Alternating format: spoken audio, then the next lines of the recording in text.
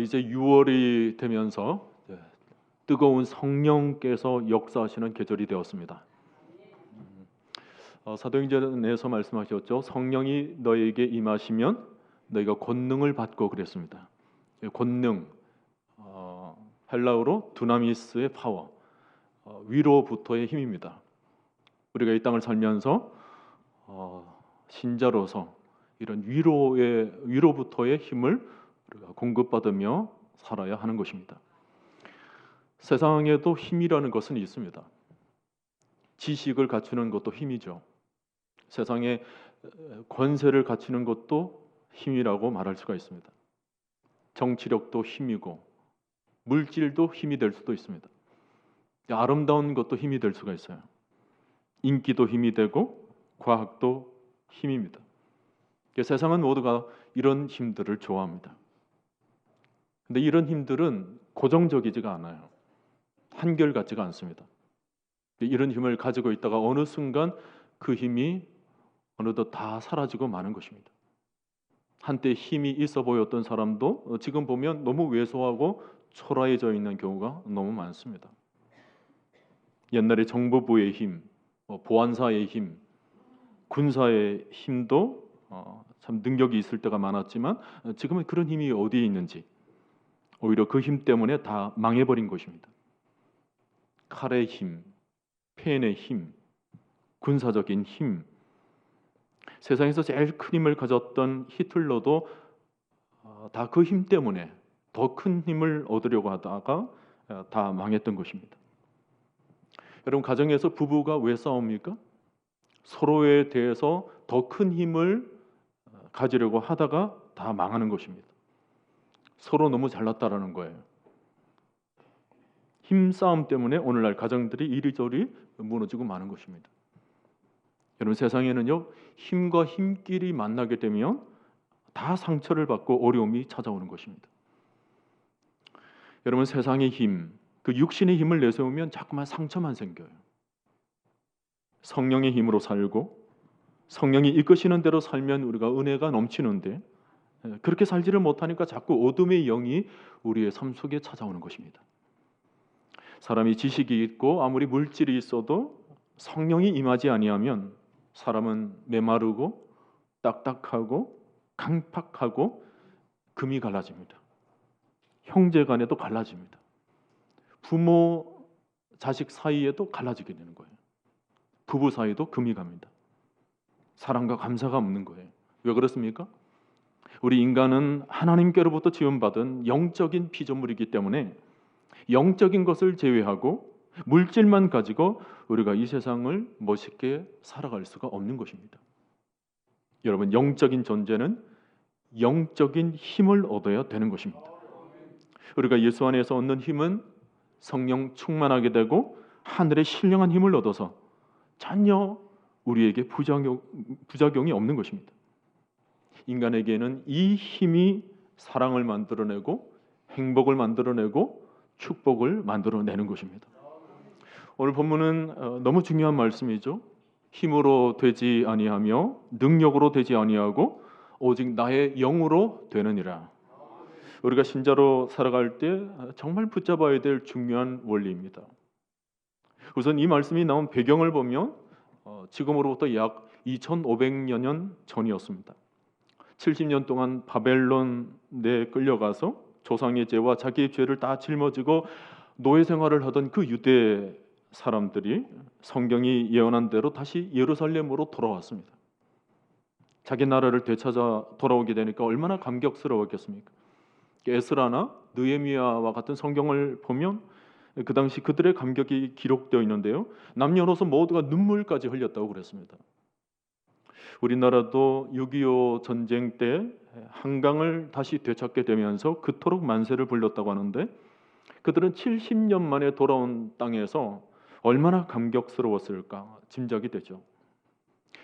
자, 그 감격을 가지고 그들은 이제 다시 세워보자, 다시 시작해보자, 이런 생각으로 모두가 마음을 모았습니다. 그래서 그들이 제일 먼저 시작한 일이 뭐냐면 그동안 황량하게 버려져 있었던 성전을 재건하는 일이었습니다. 스룹바벨이라고 하는 아주 유명한 지도자를 내세워서 그를 중심으로 마음을 똘똘 뭉쳤던 것입니다. 그러나 안타깝게도 얼마 가지를 않아서 이 일에 어려움이 생겨났습니다. 우선 외적으로 나라에서 갑자기 세금을 너무 과하게 걷어가는 일이 생겨났습니다. 당시 캄비세스라고 하는 그 황제가 애굽으로 원정을 떠나는데 돈이 모자라니까 이제 겨우 돌아와서 정착을 하려고 한 이 가난한 유대 나라에 대해서 세금을 과하게 매겼던 것입니다. 나라에서 세금을 걷어가니까 자연히 성전 재건에 쓸 돈이 모자라게 된 것입니다. 이게 첫 번째 어려움이에요. 또 어떤 어려움이 있었냐면 성전을 짓는데 사마리아 사람들이 그동안 하나님 옆에 좀 불경건하게 지내왔다라는 이유로 성전 건축하는 일에 끼워주지를 않았던 것입니다. 그랬더니 사마리아 사람들이 너무 섭섭해가지고 그때부터 성전 건축을 하는 일에 방해를 하기 시작한 것입니다. 여러분, 사단은 우리의 연약한 본성을 너무나도 잘 꿰뚫고 있습니다. 마음이 조금 불평이 생기면 이내 그것을 이용하는 것이 사단인 것입니다. 처음에는 자그마한 불평으로 시작을 했는데 이것이 점점 커져가지고 나중에는 바벨론 황제까지 탄원서가 올라가게 되었습니다. 그랬더니 결국은 이 성전 건축이 중단되고 말았습니다. 내후외환이라고 그러죠. 안팎으로 어려운 일이 생겨나게 되니까 어떤 마음이 듭니까? 하나님을 위하여서 열정으로 시작한 일인데 어려움이 생겨나게 되니까 모두가 낙심에 빠진 것입니다.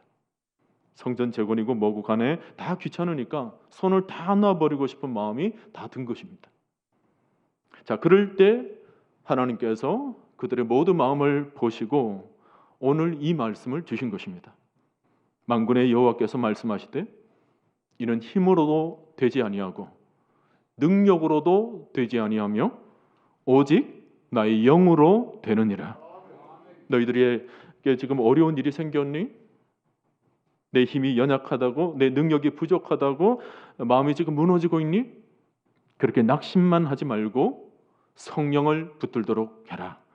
모든 것은 성령으로 되어지느니라. 그런 말씀을 주신 것입니다. 사실 우리는 신앙생활을 하면서 이 말씀이 우리 삶 가운데 너무나도 가까이 체험되고 있지 않습니까? 내 힘이나 내 능력으로 되지 않은 일들이 우리의 삶 속에서 너무 많은 것입니다. 내가 자그마한 사업을 시작하려고 해도 아무리 내가 힘과 능력을 다한다 할지라도 그것이 성공을 보장해 주지를 않습니다. 자녀를 아무리 잘 길러보고 싶지만 내 마음대로 되지 않는 것입니다. 아무리 건강을 지켜보려고 해도 건강 문제를 내 마음대로 할 수 있습니까? 아무리 오래 살려고 그렇게 노력을 해봐도 그 시기를 내 마음대로 정할 수가 없는 것입니다. 안 되죠. 우리 힘으로 할 수 있는 것은 고작 비타민 하나 챙겨 먹는 일 말고는 정말 할 수 있는 일이 없어요. 하나님이 인도해 주시고 하나님이 은혜를 주셔야지만이 가능한 것입니다. 성경을 보니까 육신의 힘으로 살면 다 넘어진다 그랬습니다. 이사야 40장에 보면 소년이라도 곤비하고 장정이라도 넘어지며 자빠진다 그랬습니다. 근데 그 다음 말씀이 뭐예요? 여호와를 앙모하는 자는 새 힘을 얻으리라. 여러분, 이 세상을 보세요. 소년이라도 넘어집니다. 장전이라도 그렇게 힘 있는 사람이라 할지라도 모두가 넘어질지라도 성령의 능력을 받게 되면 그의 일생 영원히 넘어지지 않게 되는 것입니다. 교회에서 봉사를 하는 일도 마찬가지입니다. 우리가 노골적으로 드러내지는 않지만 은근히 자신의 힘으로 할 수 있다 생각하는 그 자만심이 은근히 우리 안에 있는 거예요. 이런 것을 인본주의적인 신앙이라고 그럽니다. 인본주의라는 것은 무슨 일을 할 때마다 항상 자기가 중심이 되는 것입니다. 무슨 일을 결정할 때마다 하나님이 아니라 자신의 생각이 먼저 앞서는 거예요. 자신의 혈기, 자의지가 발동해서 모든 것을 결정하고 내 인생을 그냥 내 마음대로 살아가는 것입니다. 여러분, 인본주의에게는 하나님께서 일하실 공간을 찾아볼 수가 없습니다. 열심히 하느냐 안 하느냐의 문제가 아닙니다. 중요한 것은 하나님이 배제된 열심이 아주 우리의 삶을 어렵게 만든다는 것입니다. 저는 사역을 하면서 열심히 하는 성도들에게 그 열심이 어디서 나오는 것인지를 매 순간 잘 확인하고 있어야 된다고 자주 권면을 합니다. 열심은 누구나가 다 할 수 있어요. 근데 열심의 내면이 어디서 나오는지가 중요합니다. 그 열심이 자신에게서 나오는 것이라면 반드시 결국은 사고치게 되어 있어요. 게으른 사람도 문제지만 게으른 사람보다 더 큰 문제는 잘못된 열심을 가지고 있는 사람입니다. 여러분, 잘 믿는 성도가 누굽니까? 자기의 힘을 다 빼는 성도입니다. 자기의 힘을 내려놓고 성령을 붙잡는 사람이 잘 믿는 성도예요. 우리가 교회에 왜 나옵니까? 힘을 빼려고 나오는 것입니다. 세상의 힘은 다 빼야 합니다. 버려야 합니다. 잘난 힘, 그 버리는 것입니다. 힘을 빼는 것입니다. 운동하는 사람들의 공통적인 얘기가 뭐냐면 뭐든지 힘을 빼야 잘 된다라는 거예요. 우리 생각에는 힘을 줘서 힘껏 휘둘려야 홈런도 치고 잘 될 것 같은데 그렇지가 않대요.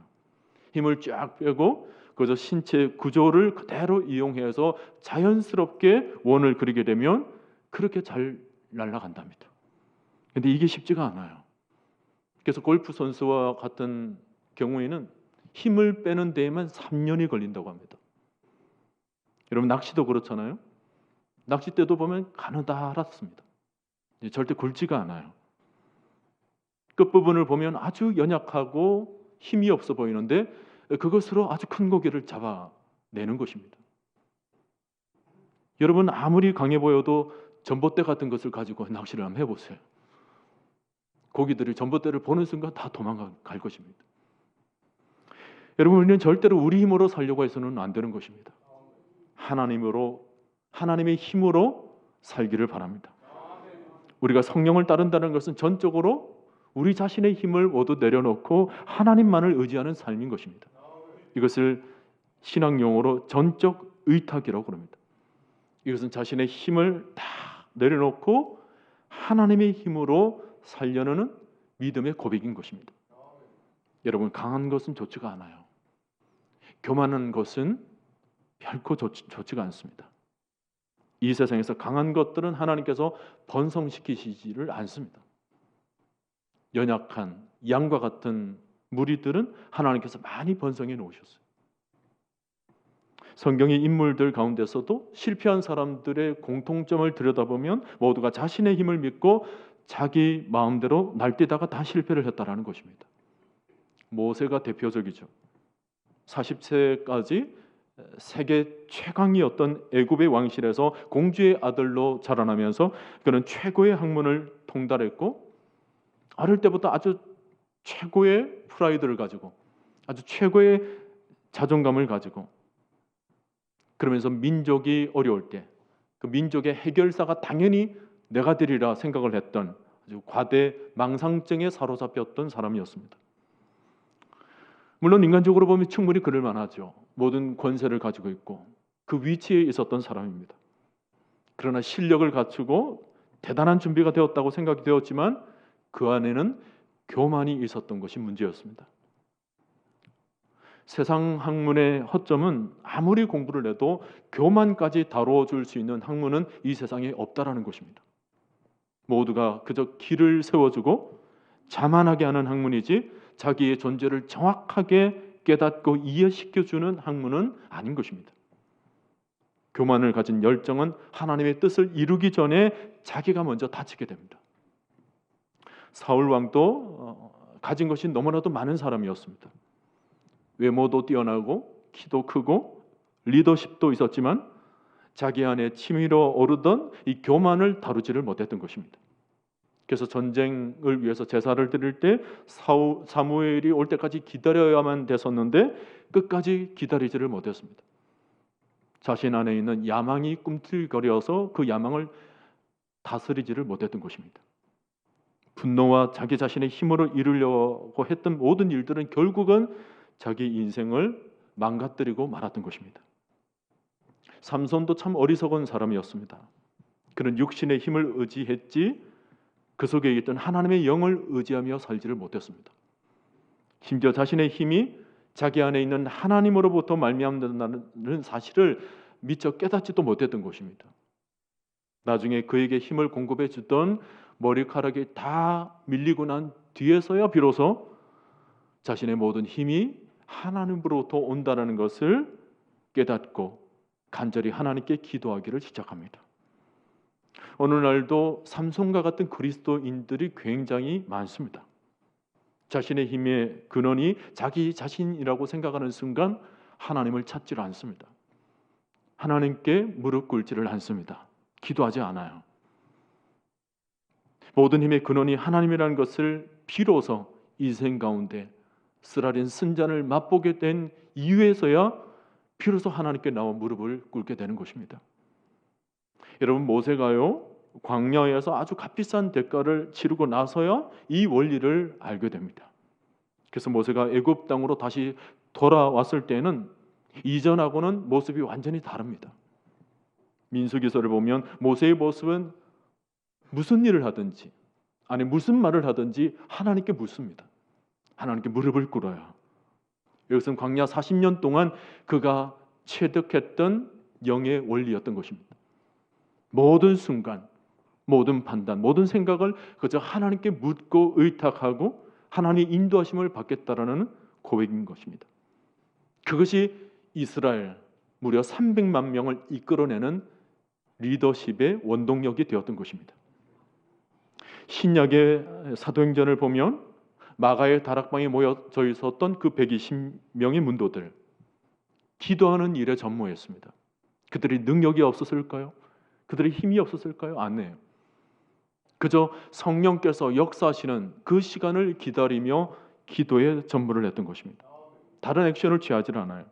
다른 선택의 여지가 없었습니다. 오직 성령 받기만을 사모하며 기도했던 것입니다. 그래서 사도행전 1장 8절 말씀 보면 뭐라고 말씀해요? 오직 성령이 너에게 임하시면 너희가 권능을 받고 그랬습니다. 여러분, 하나님께서 부으시는 권능은 인간이 생각할 수 있는 한계 상황보다 훨씬 뛰어난 것입니다. 성령이 임하시면 뭐든지 다 행할 수가 있는 거예요. 이 말씀이 오늘 스가랴 말씀과 동일하지 않습니까? 오직 성령이 임하시면 이 말씀과 오직 모든 일, 모든 것이 나의 영으로 되느니라. 똑같은 원리예요.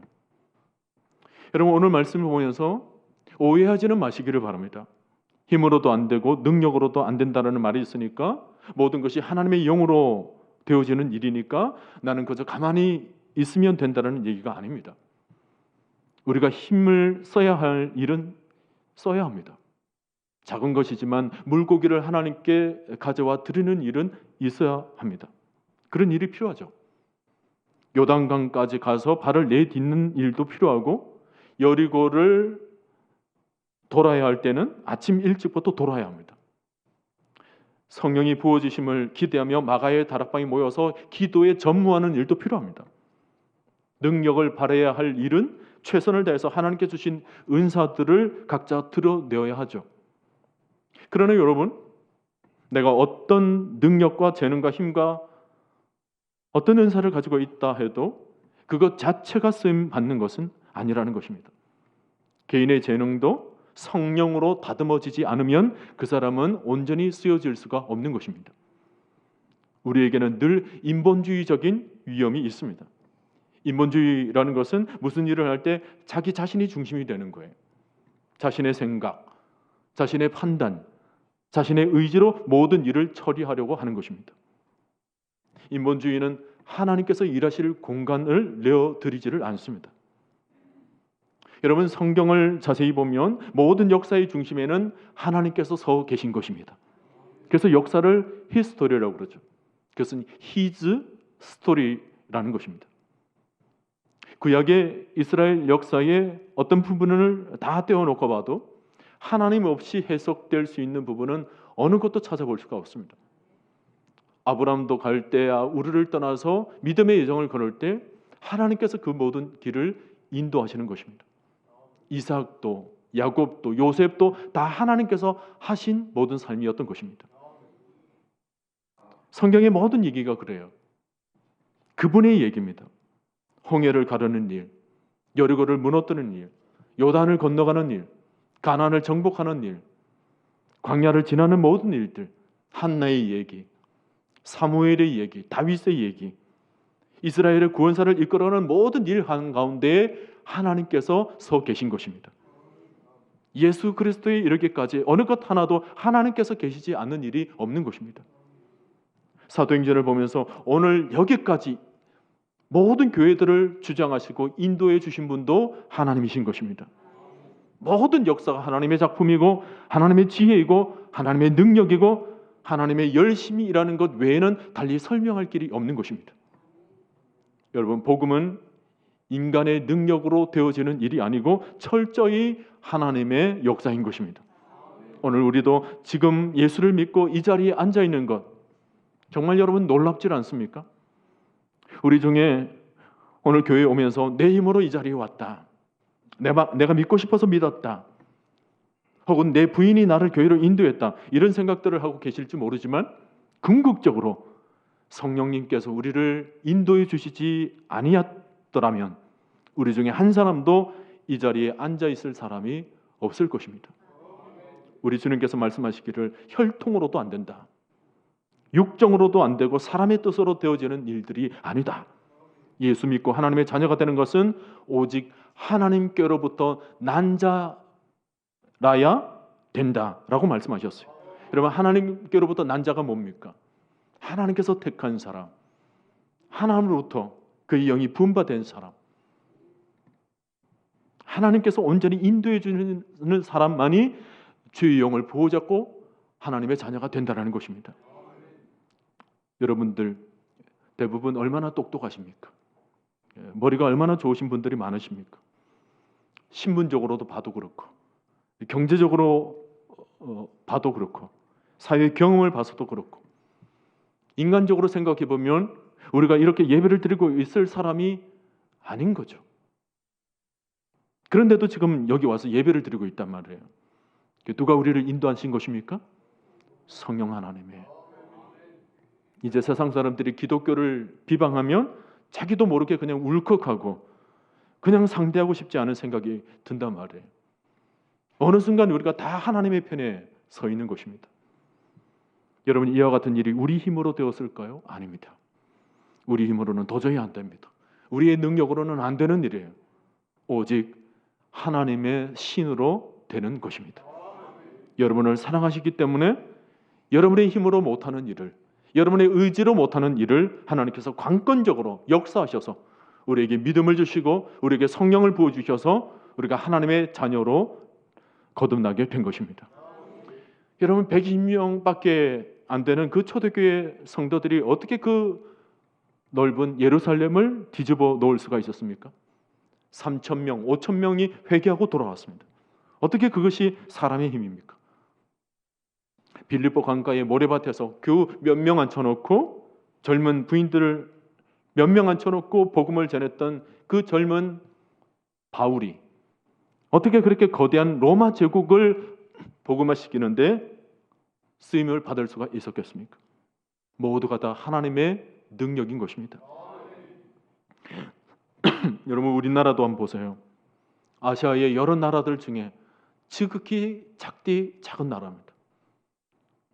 그야말로 초라한 소수민족에 자그마한 조선 땅에 하나님께서 은혜를 베풀어 주셔서 복음을 들고 들어와서 선교사들을 통하여서 이 땅에 복음이 전파되게 되고, 그러나 뒤에 결국 뭐예요? 그 복음이 전 세계가 깜짝 놀랄 정도로 이렇게 하나님을 믿는 백성들이 이렇게 많아지게 되는, 정말 세계사의 전무후무한 역사를 만들어내게 된 것, 여러분, 이것이 인간의 의지로 되어지는 일들입니까?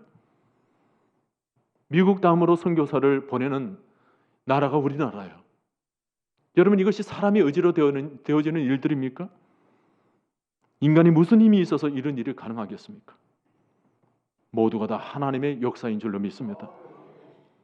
한때 영국이 인도를 한참 식민지로 지배하고 있었을 때였습니다.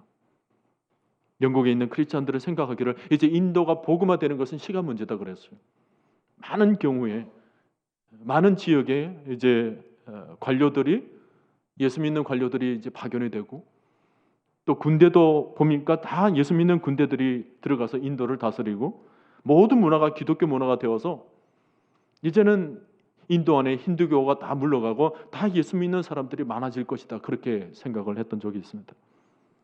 그러나 오늘 보면 세계에서 가장 교회가 약한 나라를 뽑으라고 한다면 인도를 빼놓을 수가 없어요.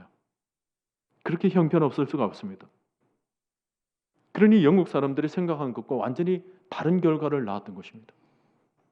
그 당시 영국에서 자랑하던 위대한 설교자 스펄전이 한 말이 있어요. 오늘날 인도가 복음화되지 아니하는 가장 큰 원인 중에 하나는 영국 군대 때문이었다. 영국 군대만 없었더라면, 나가서 영국 총독만 없었더라면 지금도 인도는 금방 복음화가 될 수 있었을 것이다 그랬어요. 여러분 보세요. 복음이 군대의 힘으로 군대를 파견한다고 해서 되어지는 일들입니까? 안 되는 거예요. 오직 성령의 능력만이 가능한 것입니다. 여러분, 말세가 되면 될수록 우리는 성령을 의지하며 살아야 되는 것입니다. 다른 대안이 없어요. 간절히 찾고 붙들어야 하는 것은 인간의 욕망이나 인간의 혈기나 우리의 중심이 되어서는 안 되고 하나님의 영이 임하시도록 우리가 하나님의 영을 간절히 찾아야 할 것입니다. 사도행전 1장 4절을 보면 예루살렘을 떠나지 말고 내게서 들은 바 내 아버지께서 약속하신 것을 기다리라 그랬습니다. 여러분, 약속하신 성령을 기다린다라는 말은 너무나도 중요한 의미가 담겨져 있습니다. 내 생각을 앞서 내세우지 말라는 거예요. 내 열심을 앞세우지 말라는 것입니다. 내 방법으로 서두르지 말고 성령께 시간을 충분히 드리라는 것입니다. 내 야망이나 혈기를 내세우지 말고 그것 때문에 악수를 두지 말고 철저히 하늘의 뜻이 이 땅이 이루어지도록 해야 한다는 것입니다. 여러분, 우리 예수님도 그토록 능력이 있으신 분이셨지만 그분은 그분의 사역을 이루어 나가기 위해서 30년을 기다리신 분이십니다. 하나님의 때를 기다리신 거죠. 요한복음 6장 38절 말씀을 보면 내가 하늘에서 내려온 것은 내 뜻을 행하려 함이 아니요 나를 보내신 이의 뜻을 행하려 함이니라 그랬습니다. 예수님이 얼마나 큰 성령의 감동 가운데 계셨는지를 잘 보여주고 있는 대목이에요. 여러분, 신자의 능력은 나의 열심이 아니라 철저히 하나님 말씀에 순종하려고 하나님의 영에 의해 인도함을 받는 것입니다. 사도행전의 교회들은 그야말로 힘과 역동성이 있었어요. 성령이 한 것과 사람이 한 것, 이건 차원이 다른 것입니다. 사도행전에서 일어나는 그 역동성은 그야말로 바람이 어디서 불지를 알지를 못해요. 불이 어디서 일어나는지 도저히 사람들이 예측할 수가 없습니다. 사도행전에서 일어난 사건 하나하나를 보면 12제자들도 지금까지 한 번도 걸어보지 못했던 길들이에요. 나중에는 베드로마저도 성령이 임했지만 너무 빠르게 데리고 가니까 그 성령을 베드로가 따라가지를 못하는 거예요. 베드로가 이방인인 그 고넬료의 집에 찾아갔다는 것은 굉장히 의미가 있는 일입니다. 이건 인간적으로 불가능한 일이에요. 그 당시에 유대인들이 이방인과 가까이 한다는 것은 그야말로 금지되었던, 어느 누구도 생각지 못할 일이었죠. 베드로가 이방인을 찾아간다? 정말 생각지도 못했어요. 베드로는 자기만의 장벽이 있었어요. 자기만의 습성이 있었고 관습이 있었습니다. 그것을 뛰어넘기가 어지간히 쉽지가 않았어요. 그때 성령께서 베드로에게 3번의 환상을 보여주십니다. 성령이 너무나도 강력하게 이끌고 가시기 때문에 베드로는 그 말씀에 그야말로 영의 이끌림을 받아서 그대로 고넬료의 집에 가서 복음을 전하게 됩니다. 여러분, 오늘날 교회들은 성령의 이끌림을 받아야 됩니다. 한국 교회가 몇십 년 흘러가게 되면서 그동안 은연중에 한국 교회가 만들어놓은 장벽들이 있었어요. 생겨나게 된 것입니다. 성령께서는 지금도 한국 교회를 붙잡고 역사하시기를 원하시는데 한국 교회를 어느덧 노 교회가 되어버린 것입니다. 하나님의 역사를 사모하기보다는 그저 우리가 만들어 놓은 간섭 속에 갇혀서 그것을 뛰어넘지를 못하는 거예요. 여러분, 우리 하나님은 창조주 하나님 되십니다. 모든 것을 새롭게 만들어 주시는 분이세요. 우리 교회도 성령으로 말미암아 새롭게 되는 줄로 믿습니다. 베드로의 설교를 보면 완전히 달라지게 돼요. 성령을 전적으로 만나고 그분에게 모든 것을 맡기게 되면서 그 모든 것이 달라지게 되었어요. 지금까지 평생도록 자신의 습성에 사로잡혀 있던 것들이 다 무너지게 되었던 것입니다. 여러분, 성령의 힘으로 모든 것이 물이 흐르듯 바람이 불듯 불이 타는 것처럼 교회는 인도함을 받아야 되는 것입니다. 인간의 힘이 아니에요. 우리 각자의 힘들은 다 내려놓고 우리 교회는 전적으로 성령께서 주관하시는 믿음의 교회 될 수 있기를 바랍니다. 오늘 스가랴 4장 7절 말씀, 큰 산아 내가 무엇이냐, 내가 스룹바벨 앞에서 평제가 되리라. 참 멋있는 말씀입니다. 큰 산아 내가 무엇이냐. 이 말씀은 스룹바벨에게 하신 말씀이지만 동시에 오늘 저와 여러분들에게 주신 말씀이에요. 여러분, 큰 산이라는 것은 사람이 어찌할 수 없는 일들을 가리킵니다. 인생에 있어서 자주 찾아오는 수많은 장애물들이 있죠. 우리에게 찾아오는 문제들, 우리가 힘을 다하고 능을 다한다 할지라도 해결되지 않은 그 난제들이 눈앞에 큰 산처럼 가로막을 때가 굉장히 많습니다. 자, 그럴 때 우리 하나님께서 우리들에게 힘있게 말씀을 들려주시는 거예요. 큰 산아 내가 무엇이냐, 모두가 우리 앞에서 평지가 되리라. 반드시 문제가 해결되리라. 어떻게 이렇게 큰 산이 해결이 됩니까? 무엇으로 이렇게 큰 산이 허물어집니까? 바로 힘주시고 능력이 되어주시는 하나님이 우리와 함께 하시기 때문에 주의 능력이, 주의 권능의 영이 우리에게 부음받았기 때문에 우리가 이 모든 것을 헤치고 나갈 수가 있는 것입니다. 오늘 여러분, 하나님의 영이 여러분의 삶의 중심이 될 수 있기를 바랍니다. 오늘 우리 시대는 하나님의 영을 따라 사는 것밖에는 없습니다. 성령님을 따라 살고 성령님을 의지하고 성령님을 충만하게 우리 심령에 채우면서 살아가는 것입니다. 그럴 때 우리 모든 인생이 풀려지게 되고 문제들이 해결되어지고 인생의 모든 짐들이 가벼워지게 될 줄로 믿습니다. 오늘 우리가 예배를 드리면서 나를 움직이시고 나를 춤을 추게 하시고 생명의 길을 걷게 하신 분이 성령님이시라는 것을 우리가 분명히 바라보면서 이 시간 이 예배 가운데 우리의 모든 영을 하나님께 내어드려야 하는 것입니다. 말세 남자와 여자와 어린아이와 나이 든 사람에 이르기까지 주의 영을 부어주신다고 그랬습니다. 남녀노소라고 그랬어요. 여러분, 이것은 직분의 문제가 아니에요. 목사에게만 성령이 부어지는 것이 아닙니다. 직분을 받았다고 해서 직분자들에게 영이 부어지는 게 아니에요. 안수를 받고 안 받고가 문제가 아닙니다. 주의 영은 지금도 이 순간도 여러분께서 갈망하시기만 한다면 얼마든지 충만히 부어지게 되는 것입니다. 우리가 이런 예배를 통하여서 절실히 깨달아야 되는 것은 우리가 예배 때마다 성령님을 사모해야 한다는 것입니다. 여러분, 성령님은 우리 마음 가운데 찾아오기를 원하십니다. 여러분의 마음에 장벽을 쌓아놓지를 마십시오. 여러분의 힘, 여러분의 의지, 여러분의 능력을 다 내려놓으시고 이 시간 성령님을 의지하시고 성령님을 맞아 들이시기를 바랍니다.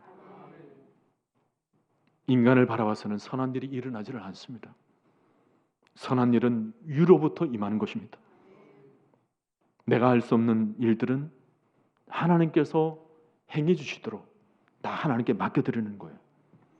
인생에 막혀진 것들을 여러분 억지로 뚫으려고 하지는 마십시오. 내 손에서 벗어난 일은 내가 할 수 없는 일들입니다. 내가 할 수 없는 것들은 그냥 하나님께 맡기는 거예요. 하나님이 하시면 되어지는 것입니다. 우리는 하나님께서 하시는 일들을 그냥 따라가기만 하면 되는 것입니다. 우리가 하나님의 역사를 갈망하며 하나님께 모든 것을 맡기게 되면 우리가 가히 생각하지도 못했던 기대 이상의 일들이 역사 가운데 일어나게 될 것입니다. 여러분, 성령님을 사모하시고 성령님을 갈망하시기를 바랍니다. 그리고 성령님이 이끄시는 대로 춤을 주시기를 바랍니다. 성령이 나를 데리고 가실 때 여러분 두려워하지 마십시오. 성령님이 책임지십니다. 내가 한 번도 가보지 않은 새 길로 그분께서는 걷게 하실 것입니다. 모든 역사 하나님께서 일으키실 줄을 믿고 믿음으로 순종하면서 성령의 역사에 춤을 추며 살아가는 여러분 모두가 될 수 있기를 주님의 이름으로 간절히 축원드립니다.